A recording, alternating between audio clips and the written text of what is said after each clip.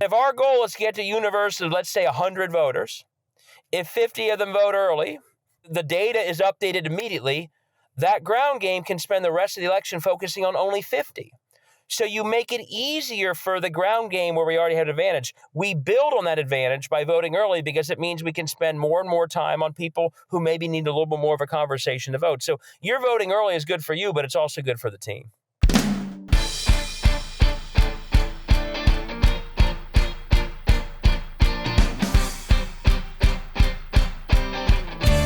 Hello, and welcome to the Politics Girl podcast. I'm your host, Lee McGowan. Let's get into it. Well, we're right at the wire now. 1 week today, and we decide which direction our country is going, forward or back. This election isn't a battle between two candidates or two parties. It's a battle between two Americas, one with democracy and one without.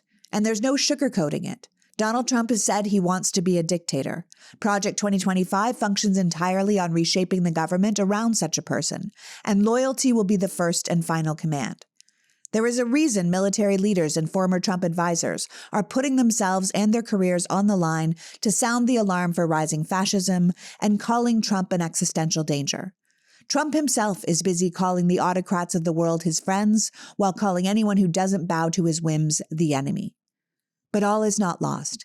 In fact, there are definitely way more people around this country who want nothing to do with what the MAGA Republicans and their Christian nationalist allies are offering. To talk about the stakes, I am joined today by writer, democracy activist, and former chair of the Ohio Democratic Party, David Pepper. David teaches election and voting rights law at the University of Cincinnati College of Law, is a regular on MSNBC, CNN, C-SPAN, and the author of Laboratories of Autocracy, the book that was called arguably the most important book about the erosion of democracy in America, and Saving Democracy, which we all know we have to do. A graduate of Yale and Yale Law School, David was a clerk of the Sixth Circuit Court of Appeals, is a senior fellow at the Kettering Foundation, and is all over your social media doing whiteboard breakdowns of complicated political information like your most down-to-earth professor. So without further ado, please welcome my guest from the road in Ohio, author, activist, and democracy's passionate professor, David Pepper. Welcome back, David. Thank you. It's good to be with you again. Well, thank you for joining me. I feel like I'm going completely crazy these days. I cannot believe how close this election is. And if we get through this in one piece, I think we need to take a really serious look at everything from the Electoral College to the justice system to our Supreme Court, because this race should never have been this close. Yeah, I agree. I mean, you look back at the last 4 years, and it is stunning that it is this close. You know, there's a risk that Trump wins. The idea that we couldn't bring accountability to someone who tried to, erase an election result, stage a coup, that we can't even bring that to trial before the next election. I mean, it's outrageous. It's not the voters having to do it is not the rule of law. I mean, that is not how it should work. So I think we should look back, win or lose, and realize we've got so much work to do around reform, around the rule of law, around our overall court system. I mean, it's just so broken. And the risk that we've allowed ourselves to now be in with weeks to go because of all sorts of errors and processes that just don't make sense is enormous. So, yeah, I agree. I mean, let's celebrate a win if we have one in a couple of weeks, but this is not good that we're even at this point. Yeah, no, I agree. Like, let's celebrate the win and then let's get down to work, because I think that there's a lot of things that shouldn't have happened, because not only just allowing this man who's been impeached twice and stolen top secret documents and tried to overturn the government to run again, but in the meantime, having the Supreme Court saying the president sits above the law, that bribery is legal, these kind of things, that cannot be allowed. And then to say, even just take a look at our Electoral College, because this election wouldn't be remotely close without that archaic system. So these are things that we need to really consider. I get asked on the Electoral College, and I've come around on this. I mean, the problem is not only that you might not get the result that the will of America wants, but the more I travel, and I travel now because of writing these books just like you have, it's also just the fact that only 6 states are feeling like they're part of a presidential election, like that individual voters just don't feel like they're part of it. And at some point, that's not a democracy. And if every voter felt like it was the popular vote and their vote counted, you'd have democracy in Alabama right now because they would be showing up. And so to have a system that leaves out dozens of states, and I feel that way as I travel, that's the other problem is it's just most of America is not undergoing a real democracy because they're basically, the Electoral College makes them think their vote just doesn't matter. And that's another problem. And that problem ends up mattering for state level elections and other levels where if you're not engaged in the highest level, then that trickles down to a lack of democracy in many other ways too. Yeah, no, I often tell people like, don't think that your vote doesn't matter. If you're in a blue state or a red state and you're like, it doesn't really count for the president. First of all, you're negating your own vote. If enough of you came out, it Right. actually would matter. States like Alabama are not necessarily red. It's just that they're blue suppressed and no one bothers to come out because they think they're red. But then on top of that, it's Congress that holds the president accountable anyway. So you have votes for Congress every 2 years, and often people don't bother to vote in those elections either. So I find it very interesting that we are at this point now. And I had a conversation actually when I was in Ohio with a gentleman who was saying, but if we get rid of the Electoral College, then we'll only focus on these big states with these large numbers. And I was like, actually, I don't think that's the case because right now we're only focusing on a small amount of states anyway. They just happen to be swing states. Wouldn't you prefer it if you were a red voter in California that the presidential candidate came to speak to you? Wouldn't you prefer it if you were a blue voter in North Dakota if the presidential candidate came to speak to you? It would be great to have everybody have one person, one vote. And I think that most of us can get our heads around that, whether we're Republican or Democrat at this point. But you recently said that you were concerned that these ridiculous things that are happening around the country, be it, Donald Trump cosplaying as a McDonald's worker or the crazy things he says about like Arnold Palmer schlong, all these things might be distracting us from the true danger that he and his people pose to America. And we're at this point where people are talking about Hitler and how he might have had some good ideas, and that's not disqualifying. So it feels like we need to get really serious about what's actually happening because although he might sound funny, what he would do would be truly terrifying. Yeah, absolutely. And, and you don't win campaigns only by pointing out the risk of the other side, but we have to point it out. I mean, it really is. And it has gotten normalized. The lies have gotten normalized. A lot of the other crazy stuff has got normalized. The speeches that are meltdowns of his brain. But we also know that they've written a lot of their plan down, which is frankly more transparent than usual. Normally they hide most of their worst acts in gerrymandered state houses that aren't paying attention. In this case, they've written it all down. And we also have things that Trump includes in almost every speech. And my view has, some people, it won't really happen, didn't happen the first time. They're writing this all down for a reason. They called Project 2025 a mandate for a reason. Their goal is to win having said all these things, and then they will say, we'll all hear it, the American people knew about it. They voted for it. We need to do it. That's essentially what they said on the wall. And so my view has been to really take very seriously the things they have taken the time to write down, and the things that Trump includes in almost everything he says. And what are some of these things? Revenge, weaponizing the DOJ, using the military against his enemies, using the military against protesters and against groups and people he doesn't like. Every speech almost, it became a regular part of his stump speech. I don't know about recently, but when I was doing all the research on this podcast and book I've written, almost every speech, I will not send money to schools that have vaccine mandates. Why is that in every speech? So there's certain themes that we better pay attention to.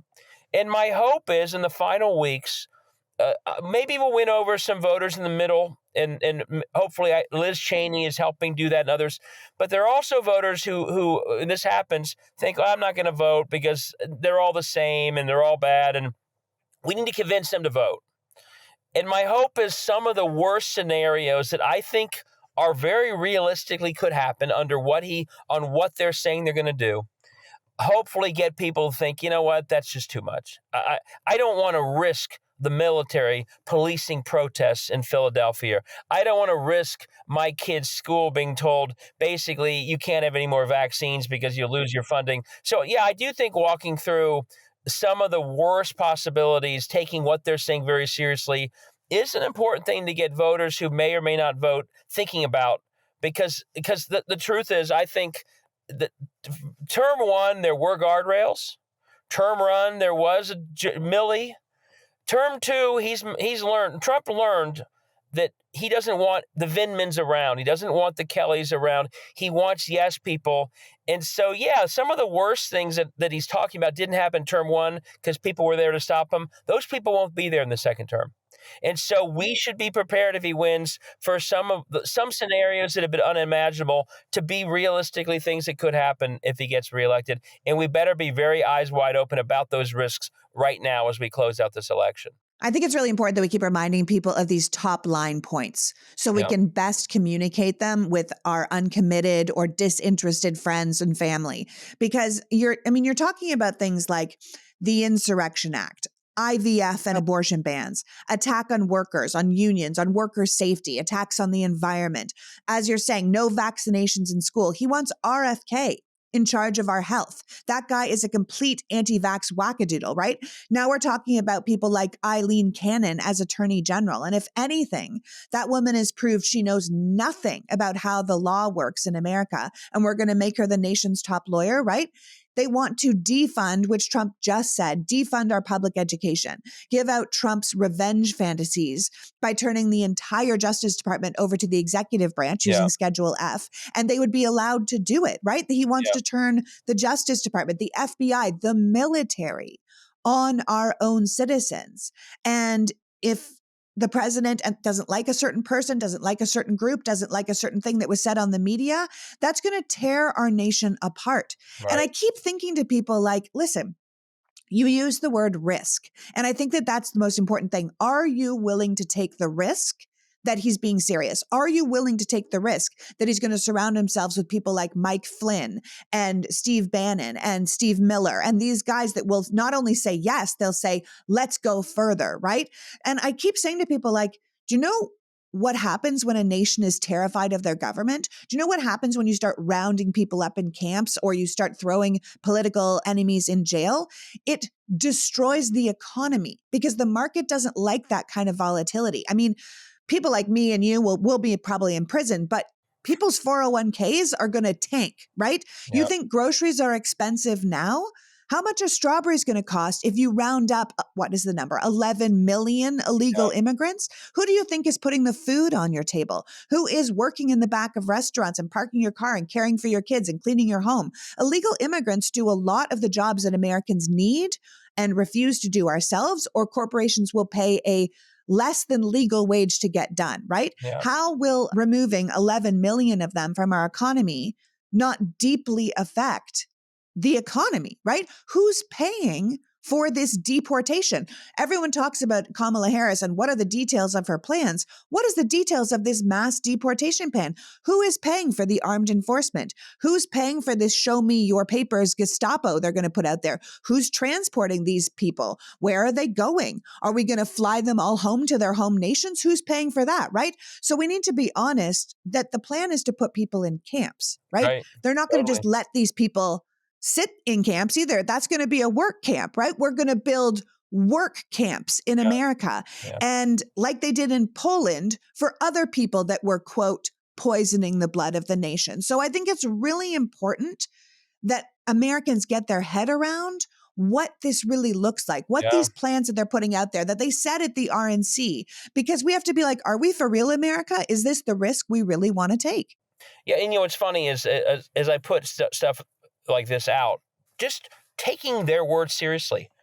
People will say, oh, this isn't true. I'm like, all I'm doing is actually drawing out what they're saying. And then Trump actually, I hate to say it, when he said, I have nothing to do with Project 2025, that actually worked. People are, oh, he said he didn't have anything to do with it. My answer is, the worst things that are on the table are the things coming out of his mouth. Project 2025 in many cases, like the revenge, this is the way it works. He wants revenge. He says it. There's no denying that he says it. Project 2025 gives him the mechanism to do it by getting rid of the protections from an attorney general being political. Just like mass deportation, he's the one who says it. Project 2025 literally says, so it's kind of like an assist. It's the means to his end that he articulates all the time. Project 2025 says, oh, we're going to loosen the regulations on camps so you can have tents. So they all go hand in hand. And the other thing so it all flows together. He's tried to run away from it. They all tie together. But the other one and I say this sitting in a parking lot in Washington Courthouse, Ohio, in case you doubt they'll do it, look at the states where they have complete control. They're already doing it. They're doing the attacks on workers. They're destroying the public schools through universal vouchers, which they promised to do the Project 2025. In Ohio right now, we have a ballot measure to end gerrymandering. Everyone paying attention, every newspaper knows that voting yes on that ballot measure will end gerrymandering. They also know that gerrymandering is unpopular. What does the ballot language in Ohio say when you read it, if you don't know any better? It makes it feel like voting yes will keep gerrymandering, and that voting no will be yes on gerrymandering. So that's just a pure abuse of power. So when people doubt, would they ever do that? Would they ever do that at the federal level? I'm here to tell you, like friends from ours in Missouri would tell you, in Florida would tell you, in Ohio would tell you, hell yeah, they'll do it. Because in Ohio, that's what they're doing. They're literally doing all the worst things we read about: lawlessness, rigging elections through gerrymandering, destroying public education, attacking workers. They'll do it nationally because in places where they have the chance to do it, they're already doing it. Much of Project 2025 is just nationalizing abortion bans, IVF bans. They're already pushing these things. So yes, they'll do it nationally, and we know better than anywhere in the states where they've had the chance to do it, that's what they've done, even when they know it's unpopular in many of these states. Yeah, because who's going to stop them? You think about the Don't Say Gay laws and the, getting rid of the Sunshine Law so the press can't follow DeSantis. So they don't know what he's spending money on. So they don't know where he's going. So they can't follow his travel. These are all things that happen when Republicans get full control. So we don't need to imagine what would happen if Republicans had full control at the federal level, because they show us daily at the state level the way it is. And as you point out, all of this isn't a secret. These aren't their secret plans. They've written it all down. They're saying it out loud at their rallies. We have to be really clear to take them seriously because, like you're saying, we see it right now at the state level. And speaking of writing it down, you recently took on a huge project to try and get people to understand the dangers of Project 2025. Would you tell us just a little bit about that? Because you were doing it so it would be accessible to people. How can laundry just keep coming? It doesn't matter how busy you get, there is always more to do. In fact, I feel like I am perpetually doing laundry because I have to pass the machine to get to my office, and I'm always throwing in a load or doubling back to take a load out. I also have a teenage son who puts things in the laundry rather than refolding them, so I can wear the same jeans for 5 days, but he will still have a full basket of laundry in 2. Which is why I am so pleased that Laundry Sauce has decided to sponsor the show. I was already pretty bougie with my detergent because I like to be good with the environment and I'm not into that chemical smell thing. But Laundry Sauce has partnered with one of the top fragrance houses in the world to bring beautiful, complex aromas made from high-quality ingredients and put them into powerful stain-fighting laundry pods that's not only good for the environment, but smell amazing. From Australian sandalwood to Egyptian rose to Siberian pine, people are loving it. I was reading some of the reviews and they are fantastic. One woman said her bed smells good AF. Someone else said if this laundry soap was food, I would describe it as delicious. And it's not just the pods. They've got dryer balls, fabric softeners, even candles. And the best part, if you're not 100% happy, just send it back for a full refund. No questions asked. Love that. Now is the time to elevate your laundry ritual with Laundry Sauce. Head to laundrysauce.com/politicsgirl and use the promo code politicsgirl at checkout for 15% off. That's the best offer you'll find, but you have to use my code politicsgirl for 15% off your order. One last time, that's laundrysauce.com/politicsgirl, promo code politicsgirl for 15% off. Don't miss out. Your clothes and your nose will thank you. The older I get, the more intentional I try to be about how I live, eat, and take care of my body. As the old saying goes, you are what you eat, and that is why I'm always on the lookout for healthy, convenient snacks that fit into my lifestyle. And as you know, one of my favorite go-tos has become Mosh Bars. You might have heard of Mosh on Shark Tank. It was founded by Maria Shriver and her son Patrick Schwarzenegger, inspired by their family's experience with Alzheimer's and their decision to promote brain health.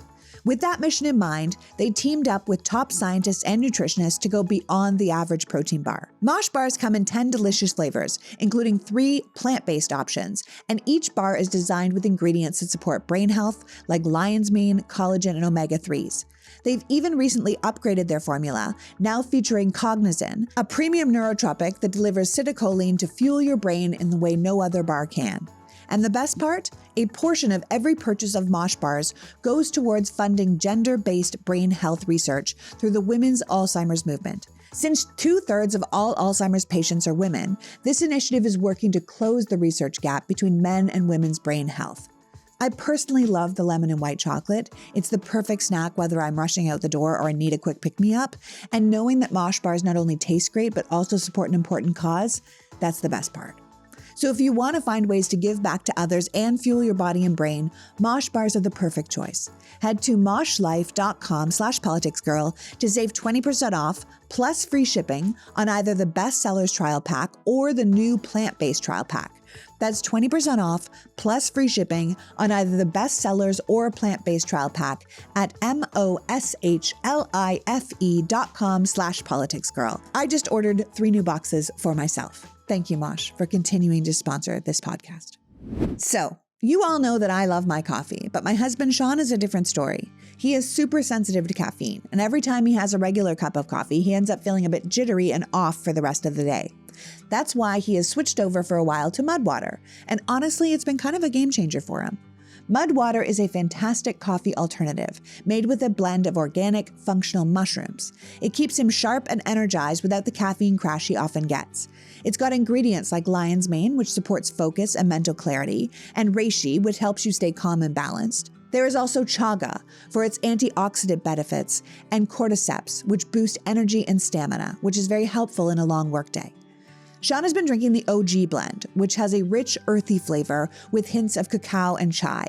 You can drink it hot or iced, and sometimes he even uses the frother mud water scent to froth up some milk so it's like a latte. And he's not dealing with the usual caffeine spikes or crashes. It just seems to be steady, focused energy. Plus, every single ingredient in mud water is 100% USDA certified organic, non-GMO, gluten-free, vegan, and kosher. There's no sugar or artificial sweeteners, so it's just a clean, natural source of energy that doesn't mess with your system. If you or someone you know is looking for a different way to start the day, now is a perfect time to try mud water. For a limited time, our listeners get up to 43% off your entire order, plus free shipping and a free rechargeable frother when you use the code PoliticsGirl. That's up to 43% off your order with the code PoliticsGirl at mudwtr.com. After you purchase, if they ask you where you heard about them, please support the show and tell them we sent you. Whether it's prepping for a busy day in the office or just trying to keep your mind sharp, Mud Water is here to help you feel your best naturally. Start experiencing the benefit of functional mushrooms today. Would you tell us just a little bit about that? Because you were doing it so it would be accessible to people. My problem is, and they kind of know this, no one's reading the Mueller report and no one's reading a 950-page Project 2025. And they kind of, if they see it summarized as bullet points, maybe they'll read it. And you probably saw the same memes, like the 20 bullet points of Project 2025. And I thought that's not really going to work, although it'll work some. So sometimes the best way to communicate with people is through storytelling. So what I decided to do, and I've written a lot of nonfiction, but I've also written some fiction, was let's take their promises so seriously that we tell a story around them. And that's what I've done for a number of months. It's called 2025. Every chapter is a month of the year 2025 if Trump wins.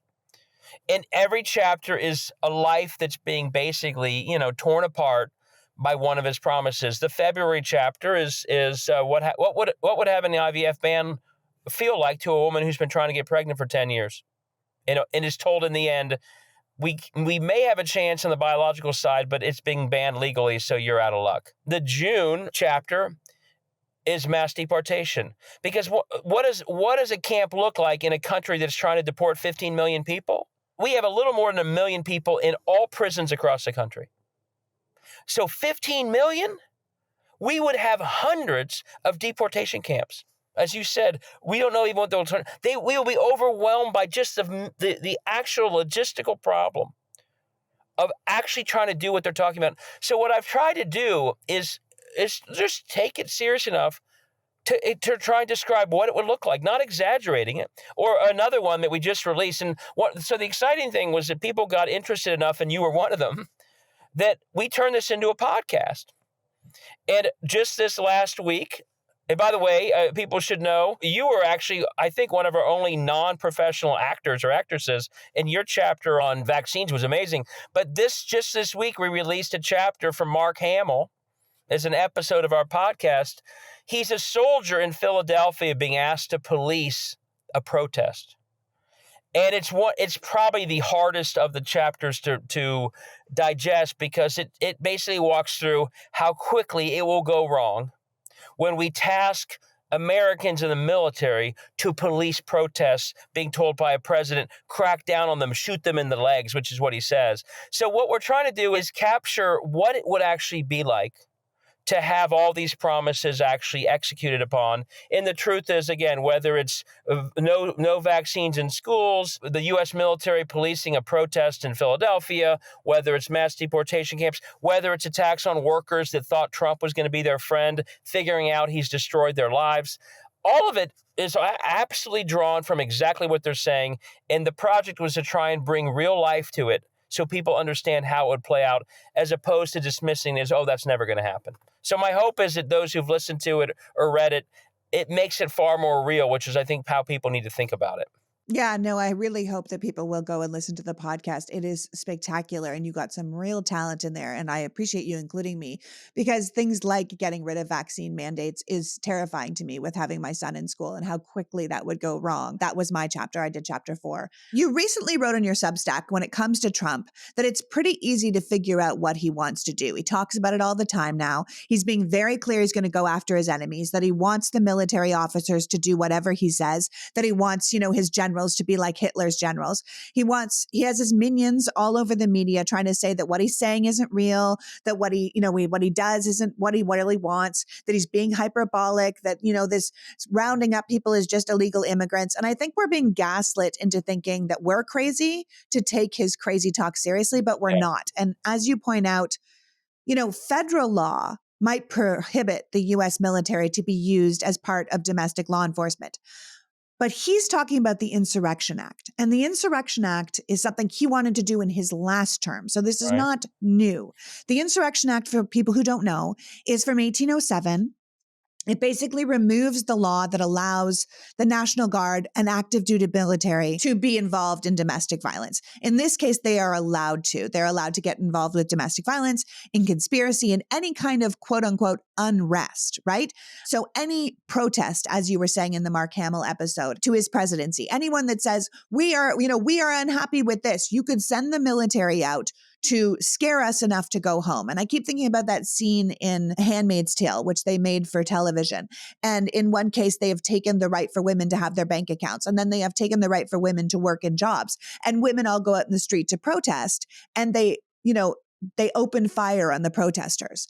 And the way the scene is shot in this television program, I had to actually stop watching the show, because their faces were so shocked that their own government would shoot against them in something that would seem so, it's part of our First Amendment. We talk a lot about, freedom of speech, but freedom of protest is in the First Amendment too. And they open fire on them. But we can think, regular Americans can think, if you protested and you knew that they opened fire on protesters, how quickly would you stop protesting? Pretty quickly, right? This is how you put down an open, free government. And we have to be really clear that Trump wanted to use the Insurrection Act last time he was president. But as you said, it took military leaders to stop him, people that were the guardrails around him, people like his former chief of staff, John Kelly, Mark Esper, H.R. McMaster, General Mark Milley, who is now out on television blatantly saying he's unfit, he's a full-on fascist. It doesn't have to be Donald Trump who does this either. We have to be really clear.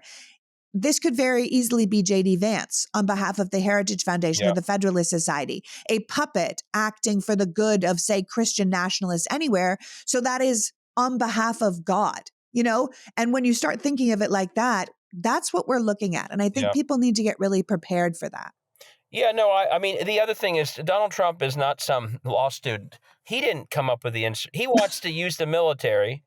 Someone else told him, just like they gave him a theory of why he should get to win on January 6th. the reason he's saying Insurrection Act is someone told him that. And thank goodness Milley said, sorry, we're not going to do that. But he's going to be surrounded by enough people who will give him, like Project 2025 clearly does, the path to at least falsely, but at least be able to say to the American people, oh, I have the authority to do this. My lawyers have said X. Now, Mike Pence, in the end, to his credit, said, actually, I don't believe that. But this time he's going to surround himself by people who give him the tools to do these things. And one other point, he knows what you said about violence. He said, I think a few weeks ago, it would only take one day of violence. He said Really that. rough, He said really that. rough So, violence. yes, Yeah. a rough day. That would solve it all. So he's thinking sort of, again, he's got the ends in mind. He says it so often, take it seriously. And then he has enough lemmings, the Stephen Millers who put together both the justification and other things. And what is he not going to allow this time? And this is why the Schedule F thing is so important. He's not going to allow either civil servants or credible political appointees to be anywhere near the decision-making. So next time, no one will be able to say, no, you can't do that. I'll resign if you do it, or you're violating a law. And just to be clear for people who don't know, Schedule F, if you don't remember or haven't heard of it yet, this is the thing that Trump put in at the end of his last term that Biden got rid of as soon as he came into office. Trump will reinstate it, and it allows them to mass fire civil servants, career bureaucrats, people that have worked in all the offices around America who are government workers, and replace those people with blind loyalists to the administration. And it's another example when they try and run from Project 2025.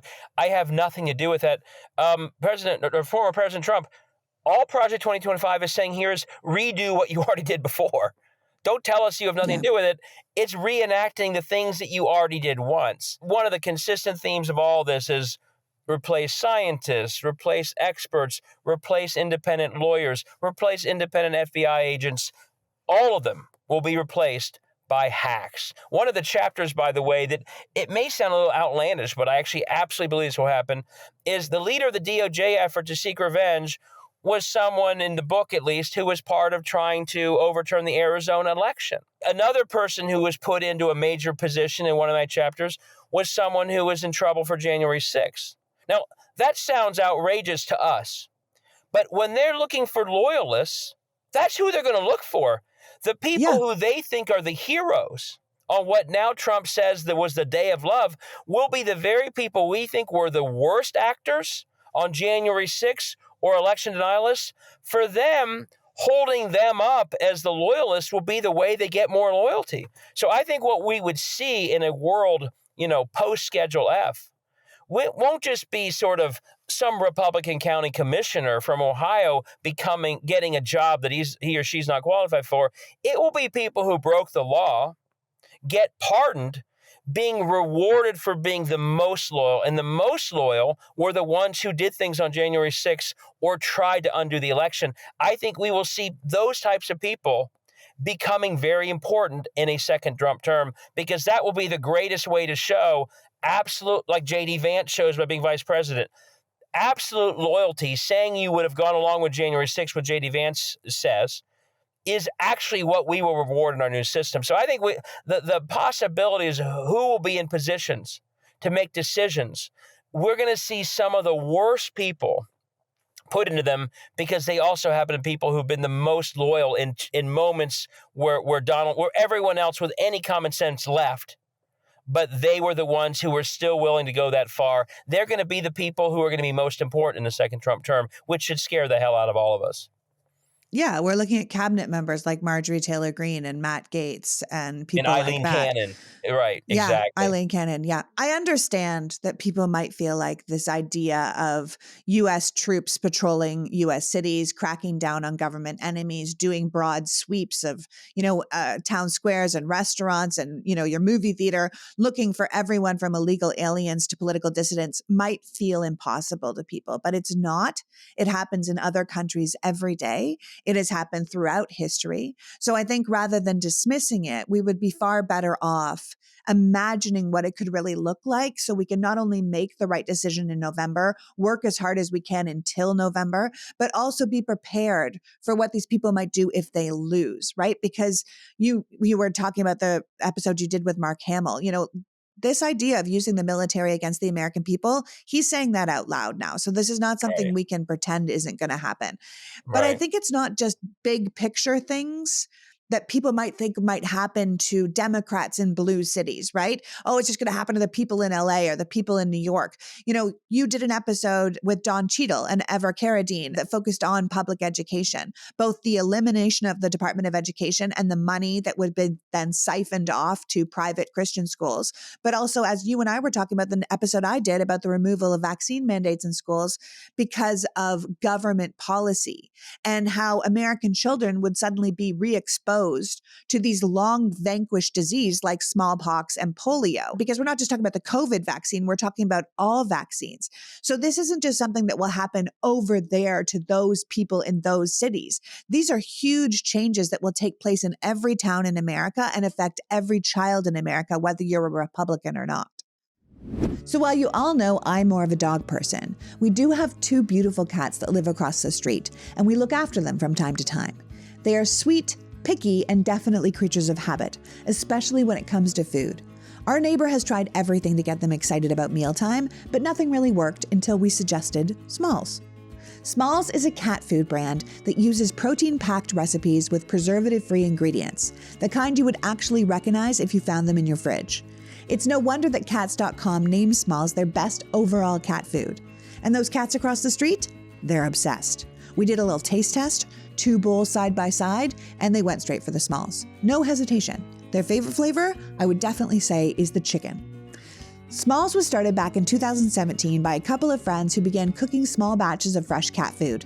Fast forward a few years, and they've now served millions of meals to cats all across the country.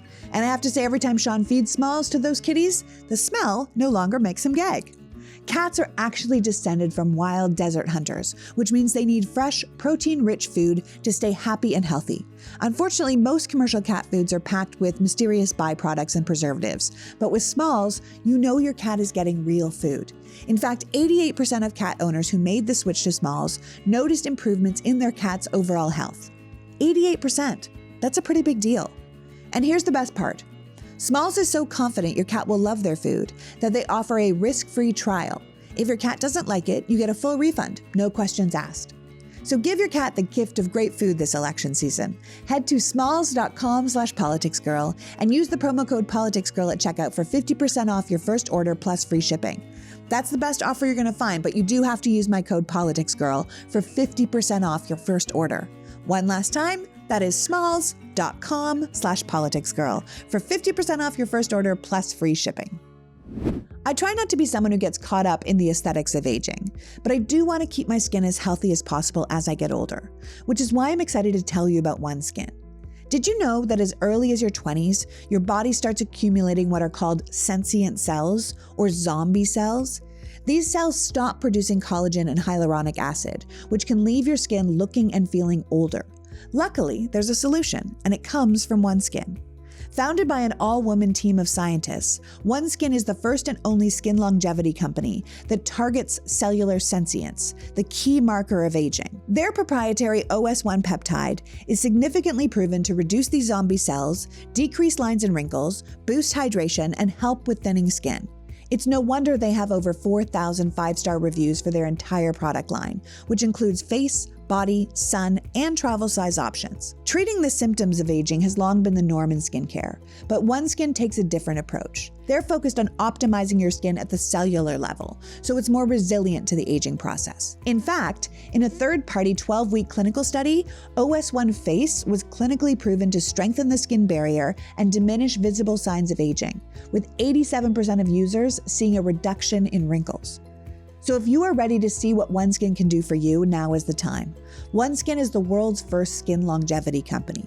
By focusing on the cellular aspects of aging, OneSkin keeps your skin looking and acting younger for longer.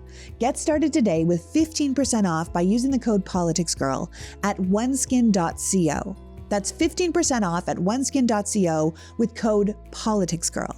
After you purchase, they're going to ask you where you heard about them, so please support the show and tell them that we sent you. One Skin is truly next level skincare because we only get one skin, and that skin deserves the best. These are huge changes that will take place in every town in America and affect every child in America, whether you're a Republican or not. I tried to focus on that because the podcast is technically Trump's Project 2025 up close personal. This would affect everyday lives in not just sort of blue states or Democrats. And I try to get into stories that would make, most parents, Republican, Democrat, are pretty glad their school checks vaccines. I'm a parent, you're a parent. That's just something that we take for granted. And the prospect of it, one reason Robert Kennedy is viewed as extreme and hasn't done very well is because the prospect of not having that is toxic. It is a politically toxic idea. It may get attention, but the average person still thinks that's crazy talk. By the way, destroying rural public schools is hugely unpopular. No one wants, where I'm sitting, again, Washington Courthouse, small town, there's not some private school near here where they can take their voucher. If one pops up because of a voucher, it's going to be some scam. That's going to be some strip mall school that doesn't teach kids anything versus the school that everyone goes to in Washington Courthouse. If people see that for what it is, they won't like it. And another one, and again, I'm sitting in a red county. Do they want their money that goes to their public school to go pay wealthy kids in a suburb of Columbus to go to the same private school they've always gone to? No, they'd be outraged if they knew that. Just like, again, one other chapter is a guy in Pennsylvania who voted for Trump, who thought he was his guy. He's a union electrician. And 9 months later, his union is disintegrating because there's no more prevailing wage and there's no more project labor agreements. And he's figuring it out. So the thing that we really have to do, and this is hard to do in this polarizing time, is a lot of people who maybe aren't on either side of the political debate or think Trump's for them. If you read what he is saying seriously, it will impact a lot of lives of people who think it's about someone else but them. And whether it's schools or workers or vaccines, I try and get into some of those stories to have people see that. Because again, I agree with you. You got to take every word seriously. They will claim a mandate. They will say, he said in every stump speech, what do you mean you didn't think it would happen? You voted for it. We all knew about it. And so all of it, I think, we're much better off taking it seriously than dismissing it, which to me is the most dangerous response. Taking it seriously and thinking through how it might play out in our lives is actually the most responsible decision we can take. Yeah. And I think people need to understand that when they talk about a mandate, it means the people have asked for this. The majority of the people want this. I have their permission. That is what a mandate is when we talk about that. And when we talk about Project 2025, it is a mandate for leadership. They're saying this is what the people want. And I think it's very important that the people say this actually isn't at all what we want. So obviously there's an incredible amount of dangerous stuff that can happen if MAGA Republicans win. So let's talk about if they lose, because I know you believe, despite the fact that this election is essentially a tie because of the Electoral College, and we should be very clear, it will not remotely be a tie when it comes to the popular vote, Democrats still have the ground game advantage. Tell us a little bit about that. Well, there are two things. So, yeah, this is all dark. So I don't want anyone to think that I'm running. I mean, No. You and I wouldn't do the work we do if we weren't optimists. I mean, honestly, I'm an optimist. Honestly. We wouldn't do this. So I'm a realist about what would happen if we lost. I think people need to appreciate it. There are two things that give me hope. One, since Dobbs, we have overperformed everywhere, consistently, at all levels of the ballot. Now, this is an important thing to make sure as we close, people realize their freedom is at stake and women realize reproductive freedom is at stake, because I think clearly Dobbs woke people up to that risk. And that's why whether it's a special election in Alabama in a Trump district that we flipped after the IVF decision, or replacing George Santos going away when he left, we had a Democrat win, or flipping the Michigan, Minnesota state houses, state senates that gave Waltz and Whitmer trifectas. That was the first time in 50 years a single state house had flipped in the direction of the White House that was there. The Democrats won, even though we had the White House. And it didn't just happen in one state house, it happened in multiple. We flipped Pennsylvania State House in 22 by flipping 12 seats. That's not supposed to happen. So this is a historic progress. It defied the polls. It defied the vibes.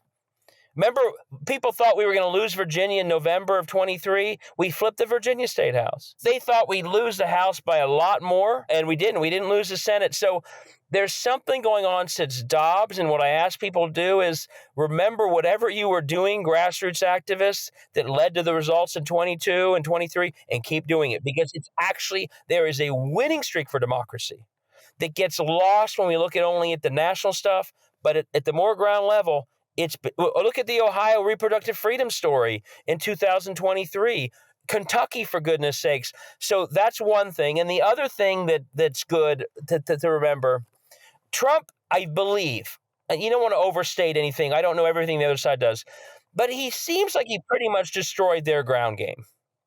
He takes over the party. He grabs the money for himself. So right now it's sort of privatized to Musk or others.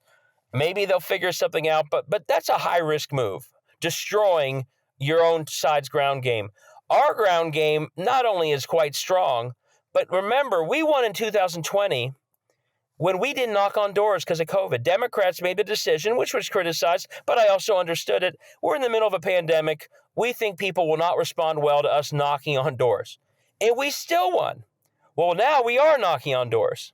So the extent we did well in 20 through a ground game that was better than theirs, our ground game, I think, is even far superior than it was against someone who does not have, in Ohio at least, Ohio Republicans tell me, oh yeah, there's nothing really on the ground. It'll be more in other swing states, but I honestly think that if it is a tie, and I agree with you, this is a toss-up. In the states that we need to win, it's a toss-up. How do you win a tie game? How do you win the jump ball? It's ground game. It's getting out the vote. It's voting early. And with however many days ago we have left, a little more than a week, I think it's pretty clear that we have the much stronger ground game, stronger than we had in 20 because we're knocking on doors, which is the single best way to get voters out. And I think stronger than what Trump has. And that's the reason, if you're listening to this, if you're frustrated by what could happen when we go wrong, know that voting early, so you are no longer one of the voters that the ground game has to talk to. You've made their job easier. They now get to spend time on other people. So vote early, but everyone vote early and then use whatever time you have to knock on doors, make phone calls. That's how we win the tie game in our favor in the end. Yeah, it comes down to effort. At the end of the day, I really want people to remember the same thing, that every single battleground state in this nation is in play. There is still multiple routes to 270 for the Democrats. Yep. And despite the fact that this election is close and it should not be close, it's going to take every single thing we do now is going to matter, right? It matters if we knock on doors. It matters if we write postcards. It matters if you phone bank. If you're sitting there going, should I bother? I don't know. Yes, you absolutely should. It matters if we encourage our kids and their friends to go out and vote, or we tell our apolitical friends that their vote really matters, that we want them to go out and vote. We encourage them to do it because it all comes down to us. I know that people feel frustrated that they are told that every election is the most important election, right? But that's only because the stakes just keep getting higher. And I think we need to tell people, and we need to be out there in the world telling people this election really is a binary choice. And it's a binary choice between democracy and a dictatorship. And if they don't believe that, ask them if they want to take that risk, that perhaps we're right in saying that. It is the binary choice between Americans having the right to make choices about their own body or not. It is a binary choice about protecting Social Security or losing it. It is a binary choice about continuing public education or abandoning it, about being united with the Western democratic nations of the world with things like NATO, or abandoning those relationships to side with the autocrats. I really believe that we can save this country if enough of us choose to fight, if we inspire our friends and family to want to fight, and if we understand enough, which is why things like your project 2025 Up Close and Personal is important, if we understand enough why we need to fight. And I would say to my audience who's listening right now, like, we need you. We need you right now. We can be the country we tell the world we are, but that doesn't just happen. It comes with effort, and we need you to make that effort. Absolutely. Absolutely. And I've seen it happen. And that effort is literally why we won almost every, it's why we won the Wisconsin Supreme Court race. We worked harder. We had a special election. You may remember this on the eastern side of Ohio about 3 months ago. our candidate didn't win, but it was like a 26 plus Trump district. He only lost by 9. That was effort. So this winning streak that has defied polling, that has defied history, well, there are two things. One, they're too extreme and people figured it out after Dobbs. That's why Kerry Lake lost so badly. That's why Mastriano lost so badly. So there's one, they're too extreme. Well, as for all the reasons we talked about, they're right. They're at least as extreme right this moment. Do not forget that. Don't let the McDonald's stop-throughs blind you the fact that they're as extreme as Kerry Lake ever was. J.D. Vance is as extreme as Mastriano ever was. And number two, it was effort. The effort made in all those state-level races, in the Secretary of State, we didn't lose a single Secretary of State race in a swing state where we were against an election in Iowa in November of 22. We swept them, which was an upset. That was not what we thought would happen 6 months before. It was effort. It was worry. It was understanding the stakes. So it's not like you and I are just saying this because we hope it's true. The reason there's a post-Dobbs winning streak is because our side, this democracy army, that is more than one party, worked harder than the other side. And in a tie ball game right now, I still think that's what's going to determine in the end. So, yeah, I agree with you. Just everyone can play a role. And if you're in a state that can vote early, again, this sometimes get lost. Voting early is convenient for you, so do it for that reason. But if our goal is to get to a universe of, let's say, 100 voters, if 50 of them vote early, then the data is updated immediately. That ground game can spend the rest of the election focusing on only 50. So you make it easier for the ground game where we already have an advantage. We build on that advantage by voting early because it means we can spend more and more time on people who maybe need a little bit more of a conversation to vote. So your voting early is good for you, but it's also good for the team. Yeah. And I think we should tell people that I really do believe we're going to win this election, but it's going to be a mess. So I think we need to work our hearts out. Then we have to be calm while the other side flips out and tries to take it from us, which they will. Then we need to rest. We're allowed to celebrate for a little tiny, tiny bit. And then we have to get right back into the fight. Because as you said, a plus 25 red district went down to a plus 9 red district. And we have to start making really big changes if we never want to be in this place again. So I want to thank you so much for joining us today, David. Please tell people how they can follow your work, find your books, listen to the podcast moving forward. Okay, I can never remember half my stuff, but I'm at Twitter at David Pepper. On Substack, I think if you just look up David Pepper, you'll find me. If you want to listen to the podcast, and for your own sake, but also with people who may be on the fence, if you share it, listen to it. You can find it at my Substack. But we also have a website called Trump's Project 2025 Pod. If you go there, you can access it, by the way, on any podcast format you use. It's available. It will help with some voters who still aren't all the way there yet about why they should vote. I do think it's helping break through with some of them. So, and thank you again for your star turn on it. You were phenomenal. And by the way, it's been really interesting to have something that I wrote be read by really famous people. And it's amazing when you have a Mark Hamill or J. Smith Campbell. Wendell Pierce did the chapter on the worker. That's when you realize, my gosh, those people are talented. Your chapter sounded the same as theirs. So I know you're famous now for this, but you actually are a heck of maybe your background is acting, I don't know. Your chapter is incredibly good as all these very famous actresses and actors. So thank you for being part of it. It was really impressive. Well, of course. And honestly, it's well written. And I would highly recommend people go and look up Trump's Project 2025 up close and personal, because it's all broken down into chapters. So pick something that someone in your family cares about and send them that particular chapter and say, are you willing to take the risk? And I think that's the best way to do it, because you don't need to do it. It has been described by some of the best actors in this country and painted out what the picture would look like. At the end of the day, I really believe in America. I believe we're going to win this election.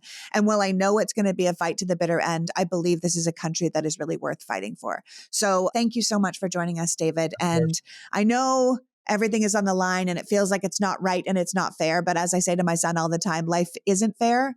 It doesn't matter if it's not fair. What are you going to do about it? And so I think that's what we need to do moving forward. Amen. See you on the other side. We'll go win this thing. See you on the other side. Take care. So that was David Pepper reminding us to stay vigilant, to work your hearts out like we're going to lose, but know that we have overperformed everywhere since Dobbs. That despite the fact the country is drowning in negativity and lies, we really are winning. The voters on the ground don't want what the Project 2025 mandate for leadership is offering, but we need to make sure they know what it is and they're not willing to take the risk of getting it. The country's future is on us now, so we need to ask ourselves, what are we doing to save it? I want to thank David for joining us and you for caring enough about democracy to be here. Now go and do something in these last days of what we hope will be the Trump years. Until next week, Peachy out. The Politics Girl podcast is written and performed by me, Lee McGowan, in partnership with the Midas Media Network, and produced and edited by Happy Warrior Entertainment. All rights reserved.